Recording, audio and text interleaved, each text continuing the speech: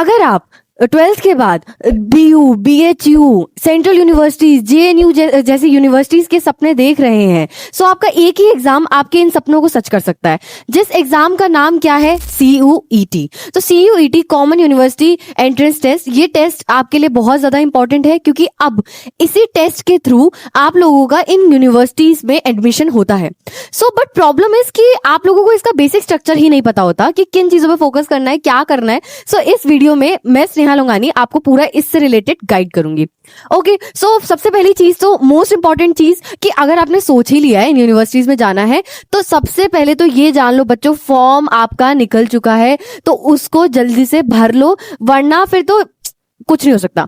Okay, सो सबसे पहली चीज, आपका फॉर्म जो है 3 से 30 जनवरी तक है अवेलेबल। सो आपके पास ये महीना है, आप सब अपनी इंफॉर्मेशन जान के अच्छे से उस फॉर्म को फिल कर लेना। आपकी करेक्शन विंडो भी ओपन होएगी 2 से 4 ऑफ फरवरी तक। सो आपके अगर बाय चांस कोई गलती हो जाती है, सो आप उसमें अपनी गलतियों को ठीक भी कर सकते हो। ठीक है, मेन ये चीजें हैं जो आपको जाननी चाहिए। आपकी साइट है, वेबसाइट है http://cuetnta.nic.in। ठीक है, तो आप यहाँ से साइट देख के आप उस पर जाके अपना जो है फॉर्म भर सकते हो। सो माई सेल्फ स्नेहा, मैंने भी अपनी जो ग्रेजुएशन है वो आपके DU से ही करी है, from north campus and one of the elite जो आपके कॉलेजेस हैं, जैसे कि हंसराज कॉलेज। ठीक है, सो हंसराज कॉलेज से मैंने अपनी BSc इन लाइफ साइंसेस करी है, जिसमें हम इंटीग्रेटेड बॉटनी, जोलॉजी, केमिस्ट्री तीनों पढ़ते हैं। ठीक है, सो मैं आपके लिए बहुत ज़्यादा ये बता सकती हूँ कि इतना मुश्किल नहीं है एडमिशन लेना, बट द थिंग इज कि सही चीज़ों पे फोकस करो, गलत चीज़ों पे फोकस मत करो।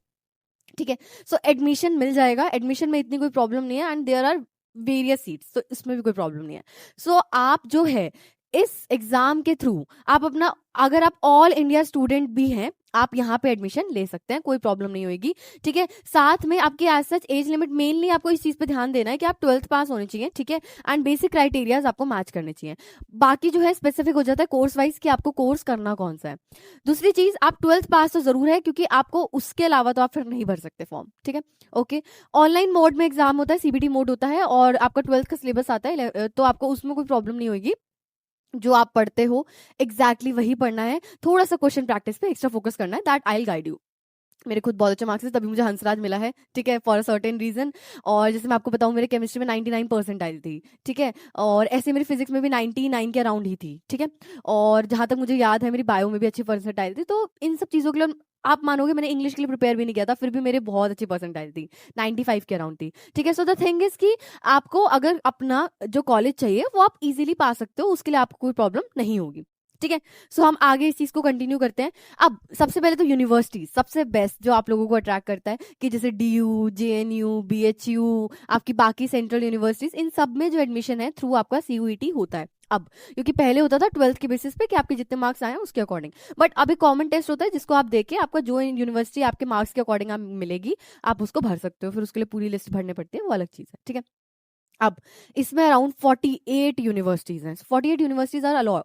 ठीक है, सो 48 आर सेंट्रल यूनिवर्सिटीज, उसके अलावा तो 250 प्लस यूनिवर्सिटीज हैं। ठीक है, सो यूनिवर्सिटीज की कमी नहीं है, एंड मोस्टली अब प्राइवेट यूनिवर्सिटीज भी बोलती हैं कि CUET एग्जाम दिया हो। ठीक है, ओके, सो आपको इन यूनिवर्सिटीज को टारगेट करने के लिए इस एग्जाम को देना ही पड़ेगा। ठीक है, चलो अब यहाँ पे हम बेसिक बात कर लेते हैं कोर्सेज की, जैसे कि B फार्मा, फॉरेंसिक, BSc में आपकी chemistry, zoology, botany, physics and life sciences. अगर जैसे किसी बच्चे को बहुत वास्ट नॉलेज चाहिए, अपने स्ट्रीम जो है वास्ट खोलनी है, तो उसके लिए वो लाइफ साइंसेज दे सकता है। लाइफ साइंसेज जहाँ तक मेरा एक्सपीरियंस है, अगर आप लाइफ साइंसेज लेते हो, आपको काफी इंडस्ट्रीज एंड ऑल में काफी प्रेफरेंस मिलती है, क्योंकि आपके पास बहुत डिटेल नॉलेज है। आप जोलॉजी भी कर रहे हो, आप बॉटनी भी कर रहे हो, आप केमिस्ट्री भी कर रहे हो, उसके बाद आप स्पेसिफिकेशन कर सकते हो, दैट इज योर चॉइस। ठीक है, सो ये सब कोर्सेज हैं जिनके बारे में, और भी अगर हम बात करें, सो यहाँ पे हम और कोर्सेज का एडिशन कर सकते हैं, जैसे कि आपके आर्ट्स के कोर्सेज, आपके कॉमर्स के कोर्सेज, जैसे हमारे आर्ट्स के कोर्सेज हो सकते हैं। आप क्या कर सकते हो, आप यहाँ पे BA इन आपके जैसे पोल साइंस हो गई, आपकी हिस्ट्री हो गई, सो आप बाकी वेरियस कोर्सेज कर सकते हो। ठीक है, ऐसे ही आप कॉमर्स के भी कोर्सेज कर सकते हो, जैसे कि आप अपना जैसे इकोनॉमिक्स है, तो इकोनॉमिक्स के अंदर आप अपना बैचलर्स कर सकते हो। एंड बिलीव मी, आप लोगों को लगता है कि क्या ही बैचलर्स करके होगा, बट जैसे अगर आप इकोनॉमिक्स से बैचलर्स करते हो, तो DU की इकोनॉमिक्स की वैल्यू इज अलॉट, DU की खुद की वैल्यू इज अलॉट। ठीक है, सो उससे आपका अच्छा पैकेज लग सकता है इवन आफ्टर बैचलर्स, 3 साल के बाद ही। ठीक है। अगर आप मास्टर्स नहीं भी करते हो या कोई प्रॉब्लम है तो बैचलर्स के बाद भी आपका अच्छा पैकेज लग सकता है, 30 लाख भी लगता है। ठीक है, एवरेज पैकेज 30 लाख भी लगता है आफ्टर इकोनॉमिक्स। सो ये डिपेंड करता है आपके कोर्स पे कि आपकी प्रेफरेंस क्या है। ठीक है, आपकी प्रेफरेंस पे ये चीज डिपेंड करेगी। अब मैम सपने तो दिख गए, ठीक है, अब हमें जाना तो यहीं पे है। अब बात ये आ जाती है कि किन सब्जेक्ट्स को लें, क्योंकि सब्जेक्ट्स बहुत वास्ट है, किन सब्जेक्ट्स को लेना इज बेनिफिशियल। ठीक है, सो उसके लिए आपके सब्जेक्ट्स के लिए आपकी 3 रेंज होती है, आपको वो तीनों रेंज जो है पता होनी चाहिए। सो सब्जेक्ट्स की थोड़ी सी बात कर लेते हैं। सबसे पहला है बच्चों आपका यहाँ पे आपका मेन सब्जेक्ट जो आपका बेसिकली लैंग्वेज है। ठीक है, सो लैंग्वेज तो आपको कोई ना कोई लेने ही पड़ेगी, कंपलसरी होती है।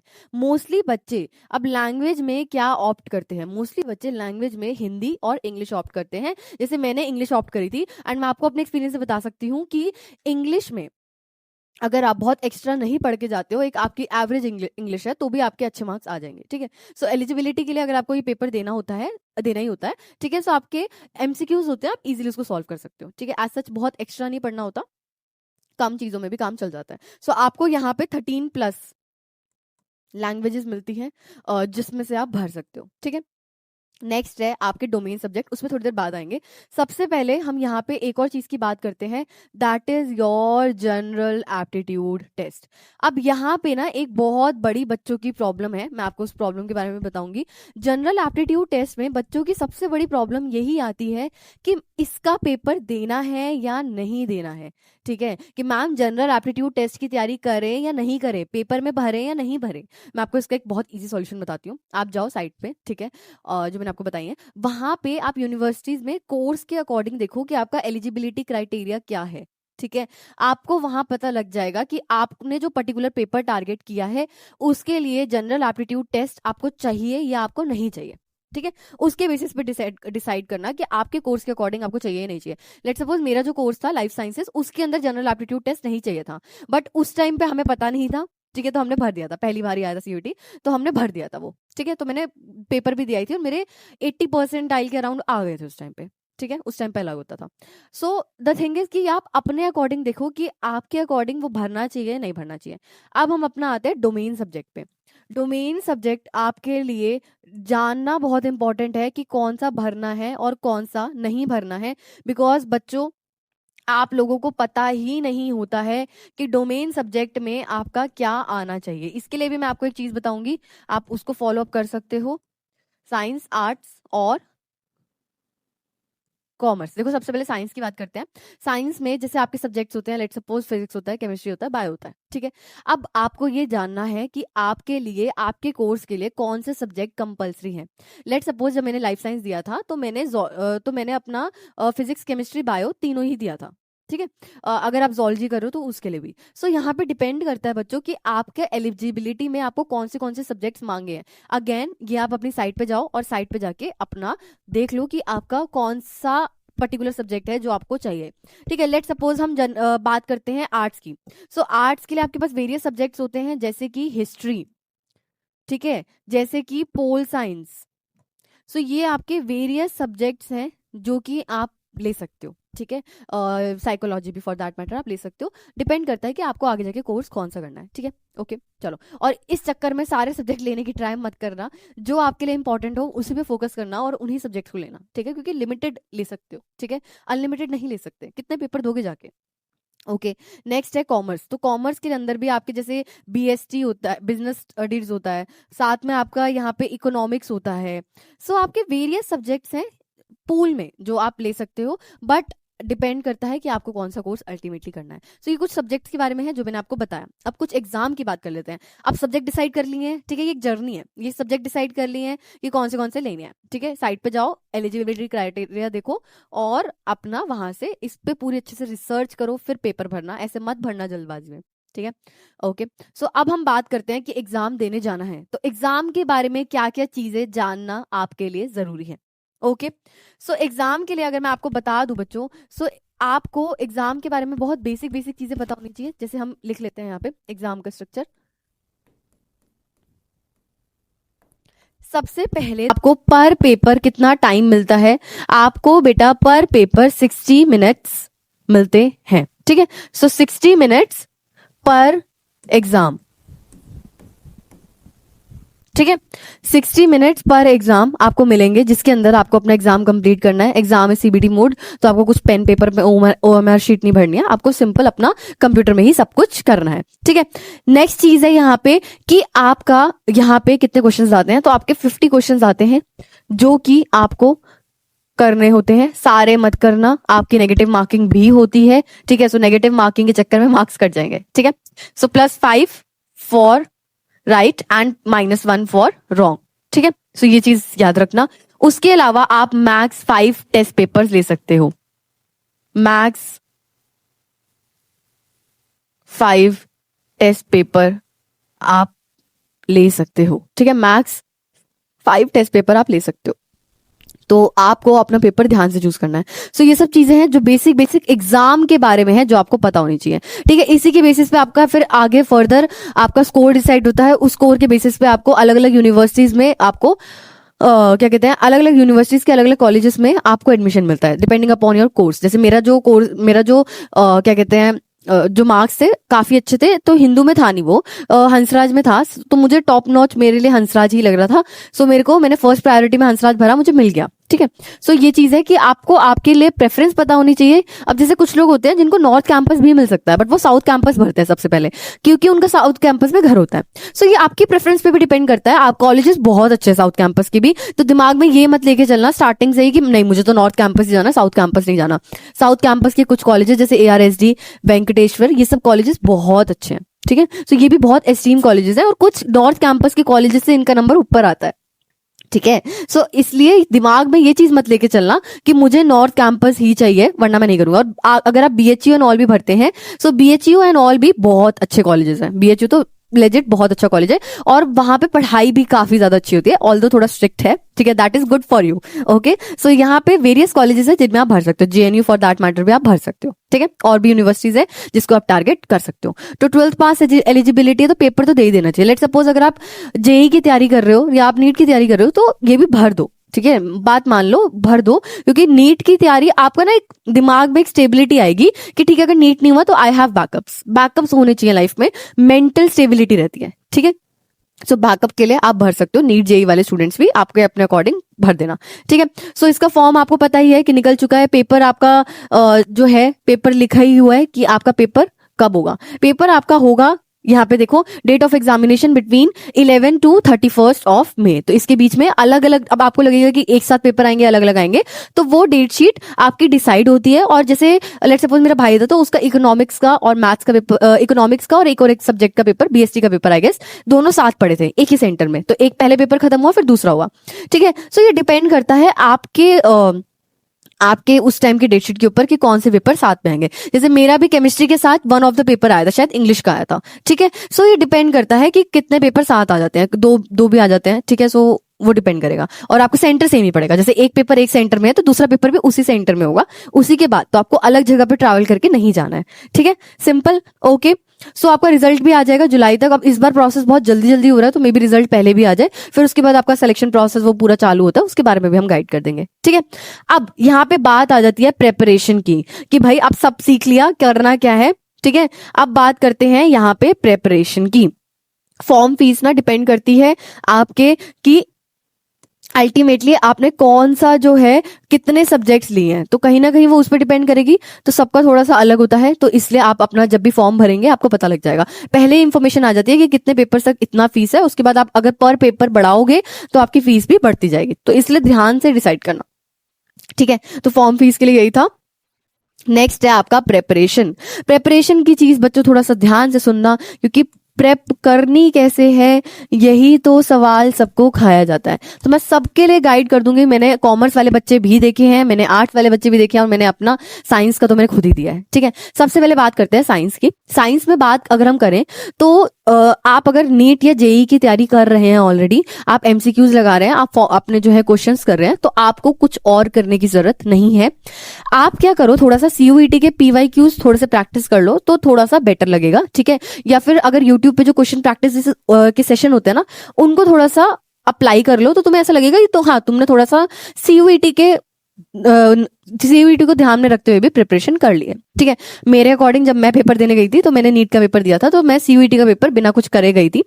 बस मैंने लास्ट में, क्योंकि गैप काफी होता है, तो मैंने लास्ट में बस रिवीजन कर ली थी कि एक बार रिवाइज कर लेते हैं क्या है, वरना एज सच नीट और जेई वाले बच्चों को कुछ अलग से प्रिप करने की जरूरत नहीं होती है। तुम थोड़ा सा अपना लैंग्वेज पे ध्यान दे सकते हो, अगर तुम्हारी थोड़ी इंग्लिश या हिंदी कमजोर है तो थोड़ा सा उसकी प्रैक्टिस कर लो।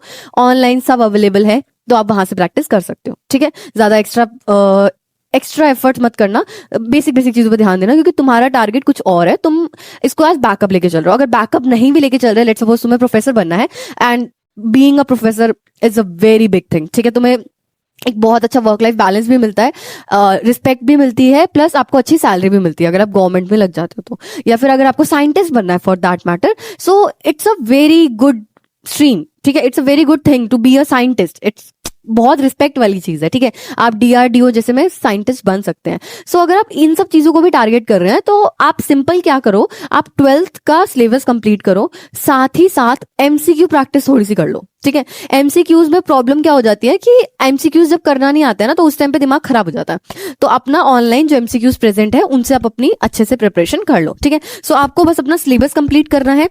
सिलेबस के साथ साथ बच्चों आपको सिलेबस कर लो अपना, और साथ साथ आप अपनी एमसीक्यू प्रैक्टिस कर लो। There are a lot of channels जो एमसीक्यूज करवाते हैं, सो वो आप वहां से एमसीक्यूज को कर सकते हो, ठीक है। वहां से आप एमसीक्यूज को कर सकते हो, डन। सो आप वहां से एमसीक्यूज को कर लो। अब यहाँ पे बात आ जाती है जो साइंस बैकग्राउंड है उनके लिए सब चीजें क्लियर है। हाँ, अगर आप जैसे बीएससी इन मैथमेटिक्स करना चाहते हो तो मैं आपको एक चीज बताऊंगी, थोड़ी सी प्रैक्टिस प्लीज एक्स्ट्रा करके जाना। मैंने अपने भाई के केस में देखा है, ही इज इन ARST, ठीक है। सो वो भी अच्छा कॉलेज है, साउथ कैंपस का, it's a good college. So the thing is कि अपनी प्रिपरेशन अच्छे से करके जाना, उसमें मत जाना कि पेपर तो हम कर ही लेंगे, ऐसा नहीं होता है, ठीक है। थोड़ी सी प्रैक्टिस करके जाना, ठीक है। अगर हम नीट जेई की प्रैक्टिस कर रहे हो ना तो इतना मुश्किल नहीं होता, क्योंकि एमसीक्यूज ही आते हैं और उससे तो कम ही लेवल के एमसीक्यूज आते हैं। मैंने भी दिया है नीट, ठीक है, तो उससे कम ही लेवल के एमसीक्यूज आते हैं, ठीक है। और काफी डायरेक्ट क्वेश्चंस भी आते हैं, तो तुम कर लोगे, ठीक है। नेक्स्ट आते हैं हम कॉमर्स एंड आर्ट्स पे। कॉमर्स एंड आर्ट्स दोनों के लिए सेम ही चीज है कि आप लोग भी हो सकता है किसी ना किसी एग्जाम की प्रिपरेशन कर रहे हो। सो अगर आप उसकी प्रिपरेशन कर रहे हो और वहां पे आप एमसीक्यू प्रैक्टिस कर रहे हो, दैट इज परफेक्ट। बट अगर आप एमसीक्यू प्रैक्टिस नहीं कर रहे हो, सो आप अपना जो सिलेबस है उसको करो और साथ साथ एमसीक्यू प्रैक्टिस पे ध्यान देना स्टार्ट कर दो। एक तो बच्चों को टाइमिंग की बहुत प्रॉब्लम आती है, ठीक है, और बच्चों का ये भी बहुत बड़ी प्रॉब्लम है कि उस टाइम पे हैंडल नहीं कर पाते हैं। मेरे भाई ने भी पेपर दिया था, उसका इकोनॉमिक्स का पेपर इतना अच्छा नहीं गया था। एक और चीज, अगर आपका पेपर अच्छा नहीं भी जा रहा है सो प्लीज पैनिक मत करना, आगे के पेपर्स भी खराब कर लोगे। आपको करना क्या है, सिंपली उस पेपर को दे दिया, खत्म। उसको लग रहा था कि वो पास भी नहीं होगा इकोनॉमिक्स में, और उसके अच्छी परसेंटाइल थी, 95 परसेंटाइल थी उसकी, ठीक है, 95 के अराउंड थी। सो द थिंग इज कि परसेंटाइल डिपेंड करती है, अगर आपका पेपर अच्छा नहीं गया है तो काफी बच्चों का अच्छा नहीं गया है, सो वो एक बैलेंस आउट हो जाता है। तो आपको उसके लिए टेंशन लेने की जरूरत नहीं है, ठीक है। तो उस टाइम पे पैनिक मत करना। अब प्रिपरेशन के लिए बच्चों सिर्फ अपना 12th का सिलेबस करो, एमसीक्यू प्रैक्टिस करो। कोई सीरीज लेनी है, कोई सीरीज ले लो, टेस्ट सीरीज ले लो। अगर टेस्ट सीरीज नहीं ले रहे हो, अगर पैसे नहीं है, तो आप क्या करो, ऑनलाइन प्लेटफॉर्म्स है, अपना सब्जेक्ट सर्च करो, उसके साथ सर्च करो एमसीक्यू सीरीज फॉर सीयूईटी, आपके पास बतेरी सीरीज आ जाएंगे। उन सबको सीरीज को अटेम्प्ट करो, क्वेश्चंस अटेम्प्ट करो, हो रहे हैं, वेल एंड गुड, आप सॉर्टेड हो। बेफालतू का टेंशन लेने की जरूरत नहीं है, अपना जो है चीजें और खराब कर लोगे, ठीक है। सो ये सब इंफॉर्मेशन थी। प्रिपरेशन अच्छे से करो और एग्जाम बहुत इजीली हो जाएगा। अभी भी बहुत टाइम है, अगर अभी भी करना स्टार्ट करोगे तुम इजीली सिलेबस भी कर लोगे और तुम इजीली टेस्ट सीरीज भी कर लोगे। सो कोई प्रॉब्लम नहीं आएगी, बहुत इजीली हो जाएगा, सब बढ़िया है, ठीक है। और फिर बस अगर आपको ये वीडियो अच्छी लगी है तो आप लाइक करके जाना, ठीक है, कमेंट करके जाना कि yes ma'am we need more guidance videos, ठीक है, एंड आई विल ट्राई कि आपके लिए जितना हो सके हम उतना करें, ठीक है, और एमसीक्यू प्रैक्टिस कर लें। और इसी के साथ मैं जाती हूँ, और आप लोग नहीं जाओगे, आप लोग अपनी सीयूईटी की तैयारी करोगे। एमसीक्यू सीरीज सर्च करो और अभी से प्रिपरेशन करना स्टार्ट करो। टाइम ऑलरेडी बहुत निकल चुका है, बच्चों के सिलेबस खत्म हो चुके हैं, बच्चों की एमसीक्यू प्रैक्टिस खत्म हो चुकी है, आप अब स्टार्ट करने वाले हो। सो ऑलरेडी आपके पास कम टाइम है, बट इतना टाइम है कि पेपर हो जाएगा, ठीक है। सो अपना अच्छे से तैयारी करो, अच्छे से अपनी मेहनत करो और पेपर हो जाएगा। थैंक यू सो मच बच्चों फॉर वॉचिंग। अब मिलते हैं नए सेशन के साथ।